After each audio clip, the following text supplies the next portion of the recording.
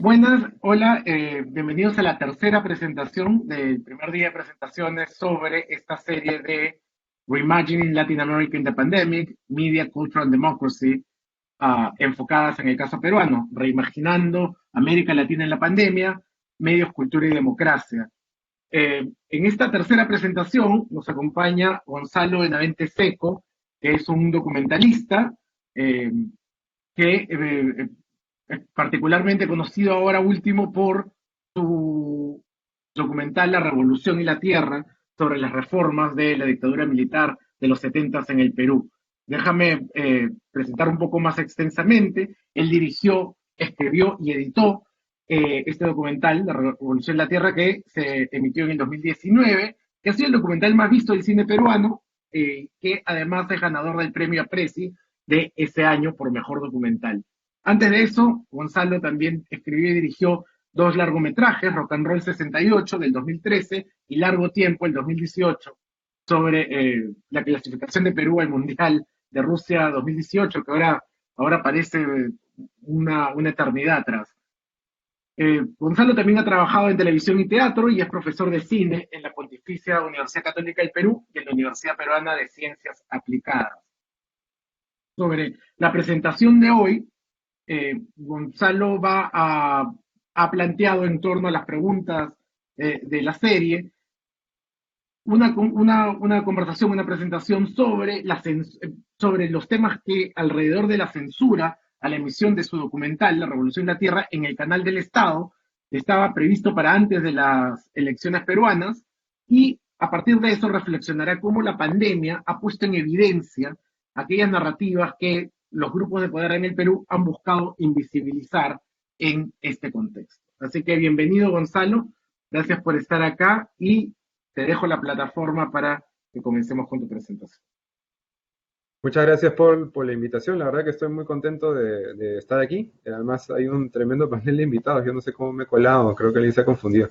Pero agradezco la equivocación y la invitación, por supuesto, ¿no? Y la invitación a hablar de La Revolución en la Tierra, que es una película que hicimos. Siempre voy a hablar en plural porque las películas se hacen de manera colectiva, ¿no? Yo tengo, digamos, un poco el honor de representar a la película. Sin embargo, es un grupo de personas que a lo largo de años la hicieron, ¿no? Y quería compartir mi presentación. Voy a intentar convertirla por acá. En un segundito. Ahí está. Un poco en el contexto que planteabas y en el contexto del conversatorio, quería plantear lo que sucedió con el tema de la censura de la película hace pocas semanas en el canal del Estado, ¿no? Entonces, esta pequeña charla, muy informal, he titulado ¿De qué hablamos cuando hablamos de libertad? Justamente voy a hablar de eso.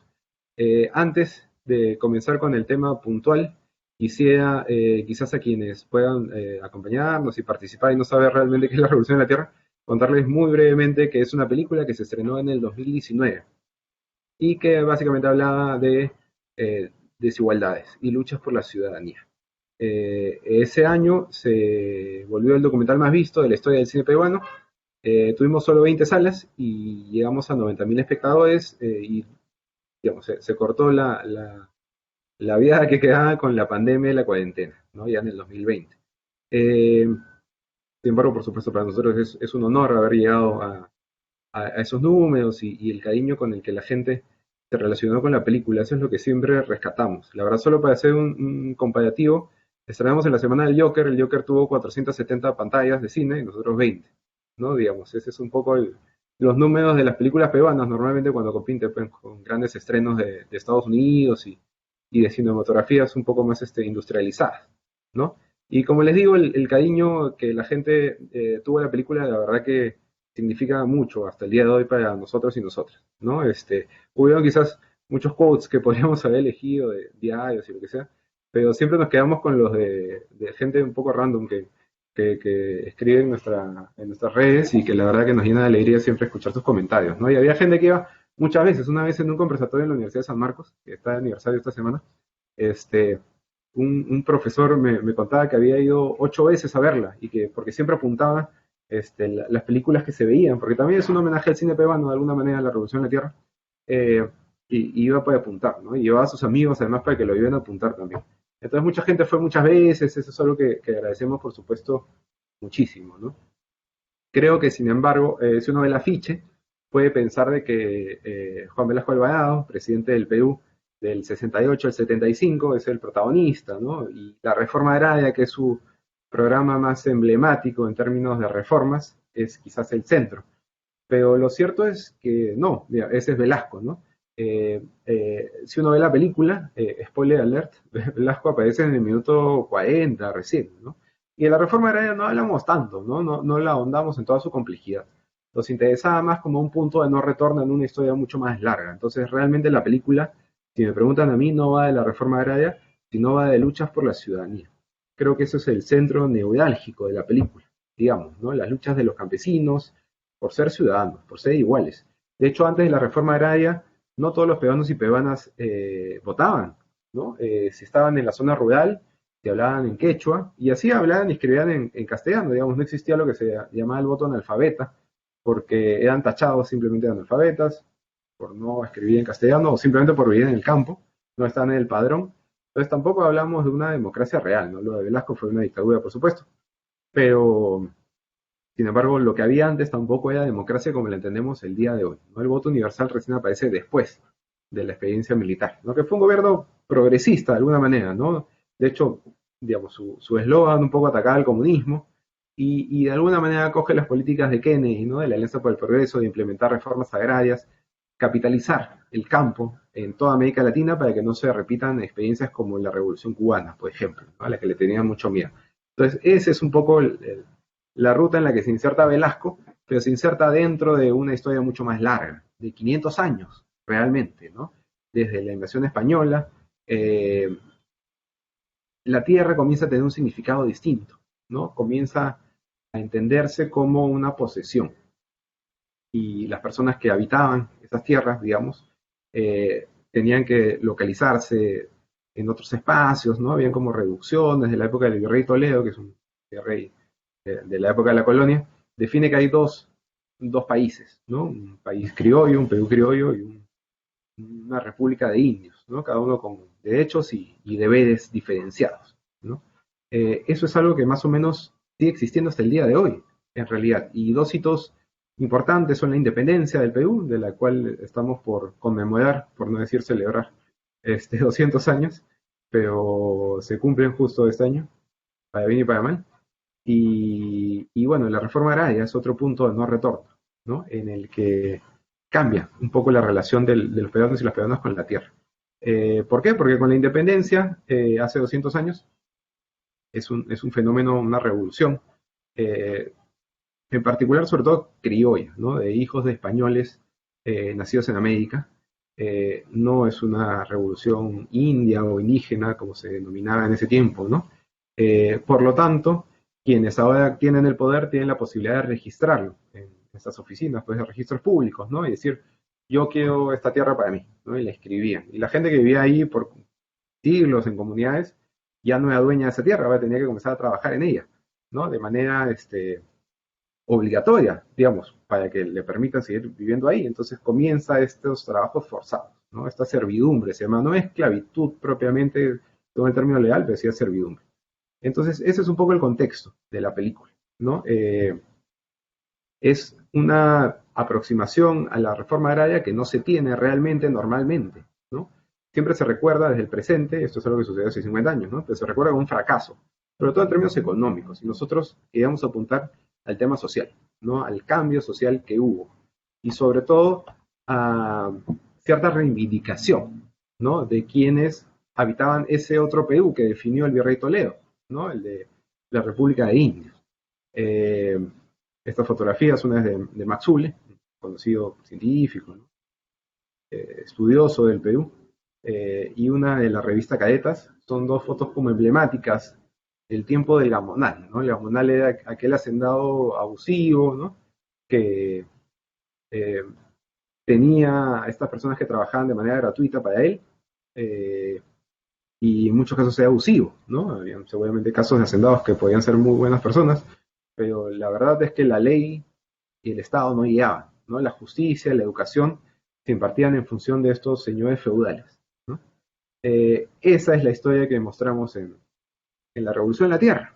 Entonces es un enfoque que no es que no existiera, digamos, existía, pero y había muchos trabajos académicos muy importantes en los que nos basamos para hacer la película. Sin embargo, no había trascendido quizás a las grandes audiencias, la que va a una sala de cine un sábado en la noche y gasta, no sé, pues $3, $5, que es un gasto importante, para ver una película con la que se entretenga, ¿no? Entonces, esa fue un poco la idea de la revolución, crear una especie de puente entre la gente que pensaba quizás como nosotros y vía este fenómeno de esta manera, con otras personas que no se preguntaban sobre la reforma agraria en su día a día, ¿no? Entonces, funcionó muy bien. Esto es en el 2019, cuando estuve en salas de cine, se llenaron tanto las salas de San Isidro, que es casi que el centro empresarial, digamos, el distrito más pudiente del Perú, como en regiones, ¿no? Nos estuvimos en muchas regiones, no pudimos estar porque no depende de nosotros estar, sino de algunos huecos que nos dejan para poder programar la película. Pero, por ejemplo, la foto de abajo es del Festival Cine Suyo, del Ministerio de Cultura, donde nos invitaron. Eh, Esas personas que aparecen ahí son las que se quedaron afuera de la función. Era nuestra última función en Cusco, habíamos estado unas semanas y se quedaron 600 personas afuera que no pudieron ver la película. La verdad que es una locura, es un honor para nosotros, ¿no?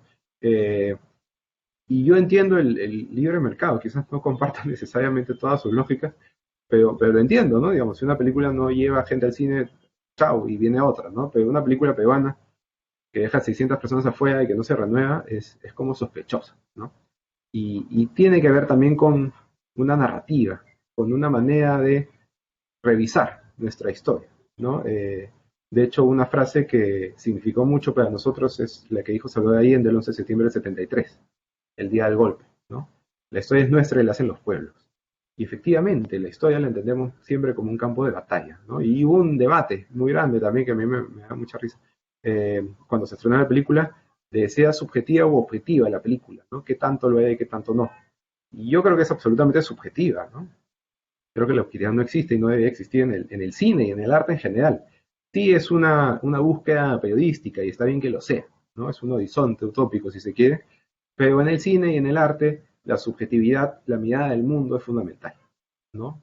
Por eso no es un producto estandarizado, porque cada persona, cada grupo que observe un fenómeno lo va a representar a su modo, ¿no? Entonces, la Revolución de la Tierra no es pues la última palabra sobre la reforma agraria, es una primera palabra después de mucho tiempo, después de muchas décadas. Y sin embargo, se quedan 600 personas afuera de la sala de cine y no se renovaban.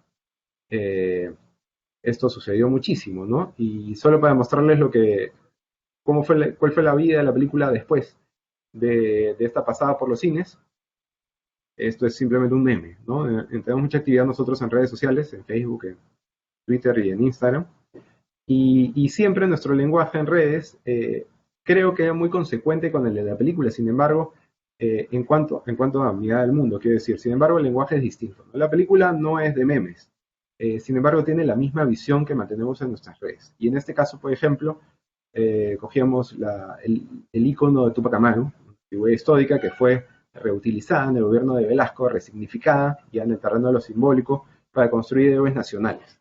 Y la reforma agraria para nosotros siempre fue eh, entendida en términos de inclusión social, de luchas por la ciudadanía. En este caso, por ejemplo, nosotros utilizamos el icono de Tupac Amaru para identificarlo con la lucha de la comunidad LGTBIQ+, ¿no? Y cómo la lucha por el matrimonio igualitario y por el reconocimiento de las diversidades de género es importante, ¿no? Y la lucha feminista es importante. Entonces, algunos son muy entusiastas de las revoluciones del pasado, de hace 50 años, ¿no? De las luchas por la tierra. Pues eso son importantes, los campesinos todavía no son reconocidos como deberían serlo. Sin embargo, hay otros grupos humanos que también están luchando por sus derechos el día de hoy. Entonces, la línea es muy cercana, digamos, la conexión es directa entre las luchas de ayer y las luchas de hoy. Sin embargo, esta actividad en redes sociales se interrumpió un poco por la pandemia, que nos tocó a todos en todos lados del mundo. Entonces, mucha de nuestra comunicación fue orientada a que la gente se quedara en su casa, ¿no? A guardar la distancia, un poco lo que se sabía al principio del coronavirus, ¿no? Acá hacemos un pequeño juego con el himno nacional porque una de nuestras campañas un poco disparatadas fue eh, apostar porque se restaure la antigua estrofa del himno nacional que fue cambiada en el gobierno de Alan García ahora habla de religión y del Dios de Jacob, antes más bien mencionaba la lucha de los pueblos, ¿no? Y la lucha de quien fue humillado y esclavizado y que sin embargo luchó porque sus derechos se reivindiquen. Esa narrativa histórica que está en el himno, que es la historia de nuestro país que nos contábamos unos a otros y unas a otras, ya no está presente, ya no la cantamos, ya no la enseñamos en el colegio, ¿no? Entonces ese terreno de lo simbólico nos parece importante. Sin embargo, eso se tuvo que detener justamente por la pandemia, ha quedado un poco en stand-by y esperamos reactualizarlo eventualmente. Sin embargo, eso fue un poco la actividad que tuvimos a inicios del 2020.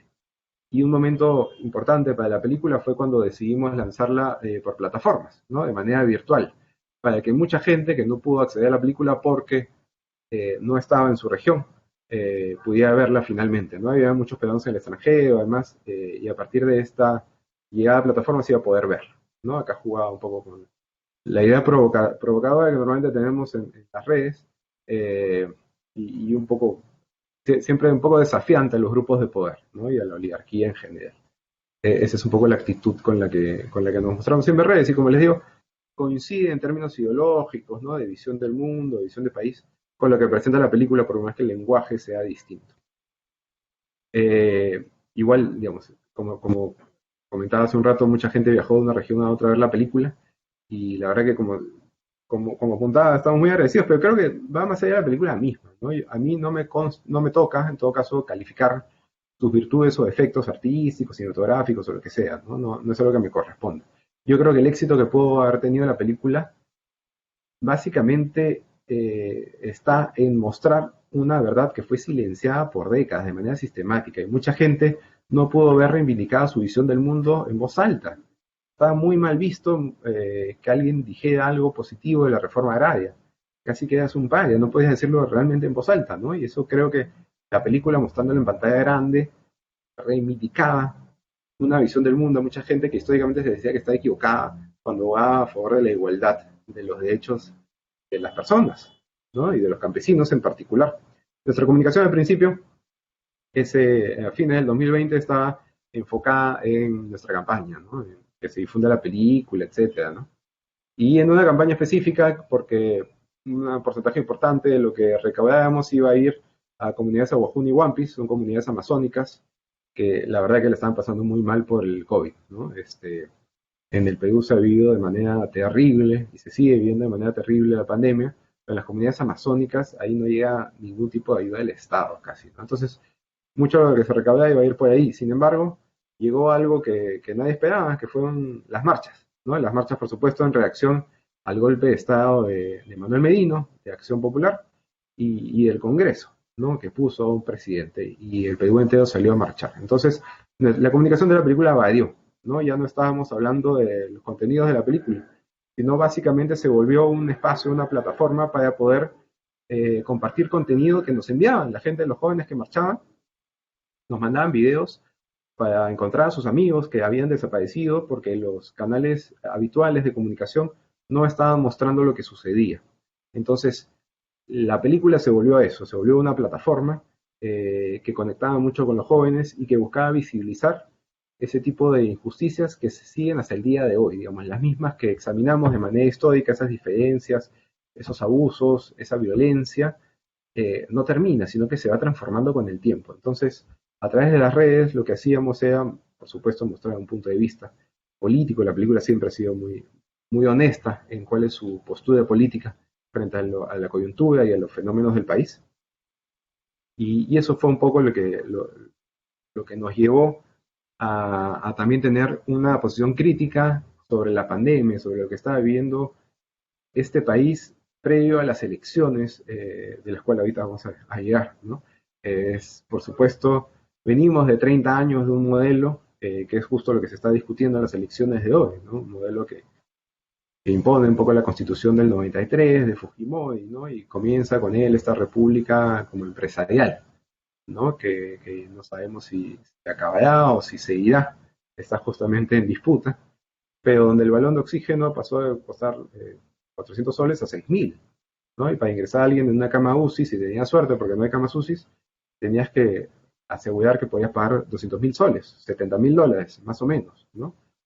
lo que por supuesto es una locura, ¿no? La gente muere en el Perú como moscas en un momento, ¿no? Lo que se ha vivido aquí es un genocidio, que básicamente es un genocidio cuyo mapa está marcado íntegramente por la desigualdad. Y eso es muy triste, ¿no? Y eso es algo que intentamos evidenciar todo el tiempo desde las redes de la revolución. Eh, Cuando llegó, eso ya lo saben seguramente, pero simplemente para mencionarlo brevemente, cuando llegó la vacuna, los que tenían poder, los que tenían contactos, se favorecieron, ¿no? Hubo el caso Vacunagate, que es como se llamó a este salto en la cola. Y mucha gente comenzó a vacunarse, incluido el expresidente, cuando era presidente, eh, algunas de sus ministras, que una seguía, Pilar Macetti seguía como ministra de Salud, ¿no? Entonces era una muestra evidente, además, de cómo el Perú seguía siendo básicamente el mismo. Tenía poder, tenía el privilegio para ser el primero en vacunarse, independientemente de lo que dijeran las políticas públicas o lo que fuera, ¿no? De hecho, el doctor Mala, que es un poco el líder del equipo de científicos que eh, coordinaba, ¿no?, la llegada de la vacuna y los estudios clínicos en el Perú, tuvo esta frase muy desafortunada, pero que a la vez está impregnada en el ADN del Perú. Para defender lo que había sucedido, dijo: no se trata de privilegios, se trata de que así funcionan las cosas. Todos estos son memes que usamos a lo largo de la vida de la película en redes. Pero la verdad que es muy triste darte cuenta de que el Perú cambia efectivamente, pero sigue siendo el mismo, ¿no? Entonces son cosas que hemos tratado de evidenciar desde la película misma y desde todo lo que acompaña a la película, ¿no? Es en este contexto que llega nuestra pasada en TVPU, que es la posibilidad de llegar a señal abierta del Perú, pero también es una señal que llega a todos lados. Realmente a las comunidades más alejadas del Estado en general tienen la posibilidad incluso de ver la señal de TVPU. Entonces es importante para nosotros. Teníamos una pasada pactada con ellos, algo que pasa con las películas de cine peruano. Habitualmente es que el canal del Estado te permite cierta promoción durante el estreno y a cambio pasas la película un año después, cuando acaban los festivales, ¿no? Tu vida por festivales. En este caso ya se había pasado se habían olvidado, creo que tenían la posibilidad de pasar la película y nos contactaron y muy amablemente, digamos, nos dijeron para programar la película, a lo que aceptamos, más allá de que se había pasado el plazo, y nos entusiasmaba poder compartirla con más gente, ¿no? Este es el arte con el que difundimos, digamos, el meme con el que difundimos la pasada, y esto es el tweet que salió ese día, ¿no? Eh, no sabes por quién votar, estamos en el contexto de la primera vuelta reciente, mira la revolución de la Tierra y no votes por dinosaurios, ¿no? Todos nuestros tweets y nuestro lenguaje suele ser bien agresivo con los dinosaurios en general. En este caso creo que es el comentario más escueto que hemos tenido, ¿no? Pero hubieron distintos tipos de reacciones, ¿no? De hecho, la más emblemática creo que fue la del ex primer ministro, ¿no? Pedro Catellano, que se quejó, él dice que es un libertario, ¿no?, un liberal, etcétera, ¿no? Pero se quejó de que el contenido de la película iba a apoyar a ciertas candidaturas, ¿no? Y de hecho es algo que fue replicado por mucha gente, ¿no? Digamos, uno fue Augusto Álvarez Rodríguez, a quien le tenemos profunda estima, ¿no? Es un periodista más que nos apoyó mucho al inicio de la película en el cine, ¿no? Entonces, su comentario también hizo que más gente conectada o se diera cuenta de lo que estaba sucediendo, ¿no? Estuviera al tanto, en todo caso. En TPU a mí se contactaron conmigo y me dijeron que la película la habían pensado más en el contexto de Semana Santa, ¿no? Una película quizás reflexiva que pueda competir con Ben-Hur y otras películas que se programan en esos tiempos. Y muchas personas habían llamado por nuestro tweet, no me dijeron quién específicamente, pero a quejarse de que esto iba a llevar a la campaña de Verónica Mendoza, que era la candidata progresista. Nosotros, de hecho, tenemos posturas progresistas en general, ¿no? Sentimos que ese es el camino por el que se debería apostar. Sin embargo, la película no tiene nada que ver con la candidatura de Verónica Mendoza, ni con nada que tuviera relación con la campaña. De hecho, si sale un candidato al Congreso, sale de un partido de derecha, más bien, ¿no? Nunca se nos pasó por la cabeza la candidatura de Verónica. Sin embargo, la gente lo veía de esa manera. ¿Por qué? Porque, de hecho, es una película que habla de desigualdades sistemáticas a lo largo de la historia. Y ha sido tan silenciado por tanto tiempo que ya mucha gente lo ve como publicidad de un bando, casi, ¿no? Eso es la verdad que es muy loco. Nos avisaron entonces que la pasada se iba a posponer a después de la primera vuelta, lo cual por supuesto nos pareció discriminatorio, ¿no? Y hasta racista, porque mucha gente comenzó a compartir el link desde un buen lugar, con buena fe, digamos, la subía de manera pirata y la difundía por YouTube, por distintas redes, ¿no? Ninguna fue oficial, sino que la verdad que, y se sigue subiendo por lo menos una vez al día la película, ya han pasado casi 2 meses. El primer día tenía 100.000 vistas y a la semana ya tenía como 1 millón en distintas páginas, ¿no? Y sigue acumulando, digamos, alguien la sube y tiene, no sé, 50.000 vistas y así, ¿no? Va sumando, la verdad que fue una locura lo que pasó. Sin embargo, solo la ve gente que tiene acceso a datos, a Internet, ¿no? La gente que no tiene la posibilidad de conectarse a Internet y que sí podía verla por TPU, iba a estar negada de ver este lado de la historia. Entonces, sí hay alguien, si bien se programó la película, entiendo yo, sin ningún cálculo político, simplemente pensando, bueno, encaja bien Semana Santa, etcétera, todo bien. Pero si se retira ese contenido a partir de una presión política, de un grupo ligado a ciertas posturas políticas que decide qué cosa debe ver los peruanos y las peruanas antes de una elección, ahí sí hay un cálculo político, ¿no? Entonces, sí es censura y sí es discriminación justamente a un grupo de peruanos y peruanas que no pueden acceder por internet a la película, de otra manera tampoco, eh, y que no deben acercarse a una parte de la historia, no deben conocerla de una manera más integral. Nosotros no decimos que nuestra versión de la historia es la real, ojo, ¿eh? Pero sí creo que es una nueva manera de entender la historia que siempre nos han contado, ¿no? Y a algunas personas les parecía peligroso. Eh, Ese día, el que se anunció el cambio, censura en TPU y la reducción de la Tierra fueron trending topic, le andamos a BTS ese día. Eh, lo cual además es bien loco porque era un día de debate presidencial, además, ¿no? Sin embargo, en los medios de comunicación no se discutió nada al respecto, ¿no? Nada. De hecho, los únicos medios que nos dieron un poco de bola fueron el Washington Post y la agencia EFE, ¿no? Digamos, internacionalmente sí se discutía, pero había un silencio absoluto en los medios peruanos sobre esa censura. Quien sí habló fue justamente Verónica Mendoza, en una entrevista en TVPU. Ella le comentó que le pareció quizás incorrecto que se censure alguna película, ¿no? Y que quizás debería aclararse, ¿no? A lo que el entrevistador le dijo que eso lo habían dicho los productores, ¿no? Y lo cierto es que nosotros habíamos publicitado la película porque ellos nos pidieron que por favor la publicitemos, ¿no? Eh, Básicamente por eso. Y después se echaban atrás, ¿no? Cuando tuvieron esta presión política de exministros, etcétera, llamando a que por favor se pare, no se proyecte la película.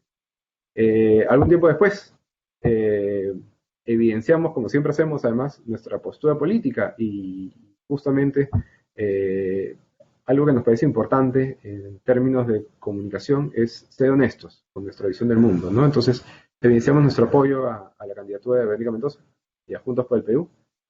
Lamentablemente para mí, creo, y para mucha gente no pasó a segunda vuelta. Este es un poco el flash electoral, seguramente lo han visto, ¿no? Es lo que reportó CNN. Pedro Castillo, que es básicamente una sombra, pasó a segunda vuelta finalmente con Keiko Fujimori, ¿no? Que en ese momento estaba empatada con Hernando de Soto. Eh, Castillo nadie lo conocía, ¿no? Es alguien que viene de otro lado. O sea, evidentemente mucha gente lo conoce, pero digamos en los medios oficiales o del IME, etcétera, está muy invisibilizado. Creo que esta foto lo representa de manera muy fidedigna, ¿no? Este, y rápidamente los medios internacionales también lo reconocieron como alguien que viene literalmente del mundo del campesino, ¿no? Es un profesor de escuela rural. Lo que conecta, por supuesto, también con cierto espíritu en la película, ¿no? De hecho, nosotros nos habían censurado para que no se apoyara la campaña de Verónica Mendoza y al final terminó saliendo un candidato mucho más cercano, quizás incluso al mundo campesino, porque además lo es, ¿no? No porque Verónica no esté cercana, sino porque eh, Castillo también representa ese grupo, ¿no? Eh, voy a tratar de hacerlo rápido, porque sé que se me está acabando el tiempo, voy a tratar de terminar en 5 minutos. Esos son los dos candidatos que están pasando a segunda vuelta. Keiko Fujimori, hija de Alberto Fujimori, que fue, como sabemos, iba a decir el último dictador, pero es el penúltimo dictador, ¿no? Antes de Merino, y Pedro Castillo, ¿no? Esta fue la encuesta que te pasó una semana después de la elección de primera vuelta, ponía 42% a Castillo y 31% a Keiko. Eh, la pongo porque esto se pasó un domingo a las 9 de la noche y a las 10 de la noche se programó la Revolución de la Tierra en TPU, ¿no? Además del comercial, no lo voy a poner acá, pero la verdad que recogía las 4 frases negativas que salen de la reforma agraria y las ponía. Entonces uno veía el comercial y parecía que era una película absolutamente contraria a la reforma agraria, que simplemente iba a dar pestes de ella, ¿no? Fue bien emblemático. Esa noche igual fuimos trending topic, le ganamos a la encuesta de Ipsos, estuvo Velasco ahí, le ganamos a Luis Miguel la serie, que también estrenaba ese día, lo cual siempre es agradable. Igual no sabían sin mencionar en los medios peruanos, ¿no? En los medios de comunicación. Pero ya estamos como bien acostumbrados a eso. Eh, y esta es un poco la campaña que se está viviendo en el Perú, seguramente han visto algunas cosas, ¿no? Sobre el comunismo, etcétera, ¿no? Ese es un poco el debate que está habiendo entre Castillo y Keiko. Esto es, por supuesto, en favor de la candidatura de Keiko Fujimori. O hay discursos de odio, ¿no? Como este candidato, ex candidato a la presidencia, que pide la muerte de Pedro Castillo en una plaza pública en el centro de Lima, ¿no? La verdad que esas cosas, esos discursos de odio tan violentos no se sentían desde la época del terrorismo. En este contexto, los medios de comunicación están concentrados más bien en cambiar la narrativa histórica, creo, ¿no? Por ejemplo, Perú 21 tiene portadas, pues, que son ya muy locas, ¿no? Que tratan de evidenciar psicosociales que no existen, o tratan de decir que primero que el modelo está en juego y después que en verdad el modelo viene de 20 años de políticas de izquierda, que es una locura, ¿no? Es como que tenemos que defender este modelo que ahora lo han hecho los gobernantes de izquierda, no digo, mucho sentido, ¿no? Sin embargo, eso es un poco en lo que están poniendo el ojo los medios, ¿no? En ese contexto también se retiró seguramente lo saben, ¿no? A la jefa periodística, la editora periodística del conglomerado televisivo con más rating del Perú. Ya se sabe que fue posterior a una reunión con Keiko Fujimori en la que ella le informó que no iba a haber ningún tipo de parcialidad hacia su candidatura. Eh, es algo que ya había sucedido antes, en 2011, cuando Ollanta Humala pasó a la segunda vuelta. Eh, ya hubo, con Keiko Fujimori justamente, hubieron despidos de Laura Puertas en ese momento y renunciaron muchos periodistas de Canal 4, ¿no? De América Televisión. En este caso no ha sucedido eso, digamos, se ha tomado con más amabilidad, pero pasaban muchos casos, ¿no? Rosa María Palacios, el mismo Mario Vargas Llosa dejó publicar su columna en El Comercio y pasó a La República, justamente en rechazo a lo que está sucediendo con la campaña fujimorista, ¿no? Y el caso de Vargas Llosa es emblemático, creo, ¿no? Digamos, habiendo perdido la elección en el 90, después se vuelve como el ícono casi, ¿no? De la lucha contra el fujimorismo, ¿no? Siempre de alguna manera apoyando a los rivales que se enfrentaban al fujimorismo en distintos momentos, ¿no? O en el caso de García cuando se enfrenta a Humala. Eh, pero algo que nos llamó la atención a todos y todas fue su rápido apoyo a la candidatura de Keiko Fujimori. Fue casi que inmediato, ¿no? Eh, y lo mismo su escudero, ¿no? Pedro Cateriano, quien fue el principal promotor de que no se pase además la revolución en la tierra, en señal abierta antes de las elecciones, ¿no? Que por más antifujimoristas que hayan podido ser en el pasado, ahora se han vuelto entusiastas, embajadores de la candidatura de Keiko Fujimori, ¿no? Incluso la invitan a charlas, a coloquios en otros países, ¿no? Tratando de presentarla como la carta democrática, cuando lo cierto es que no lo es, ¿no? Representa todo lo que la democracia no debe ser. Y de hecho, a esta invitación a Quito no va a poder ir porque tiene comparecencia, ¿no? ¿no? puede salir del país porque está investigada y está acusada para pasar 30 años en la cárcel, ¿no? Eh, como todos sabemos. Sin embargo, me parece igual importante reflexionar sobre el rol de lo simbólico y las historias que contamos. Eh, Me pongo a pensar en la figura de Vargas Llosa, por ejemplo. Ya con esto cierro, prometo. Este, es el novelista más grande que hemos tenido, ¿no? Eso no está en discusión. Pero este apoyo a Keiko Fujimori, ¿qué representa en el futuro? ¿No? Pensando un poco en las historias, pensando en los productos culturales, porque la Revolución de la Tierra es una revisión de la historia a través de las películas, de los productos culturales del siglo XX en el Perú, ¿no? ¿Qué significa este apoyo que ha habido, ¿no? Vargas Llosa, como sabemos, es el escritor que siempre habla de la libertad. Pero ¿qué significa libertad entonces? ¿O qué puede significar en el futuro? Eh, yo me imagino que quienes leen La ciudad de los perros, obra emblemática, por supuesto, de algún latinoamericano, ¿qué pensarán ahora que quizás comprenden que la defensa de Vargas Llosa estaba más en el modelo económico que en la lucha real por la democracia? ¿No? ¿Qué significaba de la muerte del esclavo, la ciudad de los perros? ¿No? Era una injusticia terrible eh, que había que denunciar, o quizás no, quizás es un pago necesario que hay que realizar para que el modelo prevalezca, ¿no? El modelo que, por supuesto, ataca las desigualdades. Tiene que haber siempre alguien que muera para que otro sobreviva. Finalmente, esta elección va de eso, va de mantener el modelo o no, mantener este sistema de privilegios o no, hacer que la gente que tiene poder sobre otros lo sigan teniendo o no, ¿no? Más allá de esta discusión de ciencia ficción sobre comunismo, lo que fuera, lo cierto es que es una lucha entre esos dos bandos, quienes quieren mantener los privilegios y quienes les parece que ya estuvo bueno, a 200 años de la independencia. Entonces, habrá que ver qué tesis salen, digamos, después de este cambio tan dramático de concepción del mundo, de concepción de la democracia, ¿no? Que ha surgido a partir de esta elección, ¿no? A mí me parece un poco triste y que dinamita de alguna manera una trayectoria que debería ser impecable, ¿no? En términos literarios. Eh, y que devela, la verdad, que una búsqueda, todos pensamos, creo que la obra Vargas apuntaba entendía la libertad como la posibilidad de que todos los individuos, todas las individuas, tuvieran la posibilidad de alcanzar sus metas o luchar por ellas. Pero quizás no, quizás solo la de algunos y la de algunas, ¿no? Están en esa posibilidad. Los que tienen que pagar 200.000 soles por una cama UCI o 6.000 soles por un balón de oxígeno, eh, la verdad que no están en esa posibilidad de luchar por metas de vida.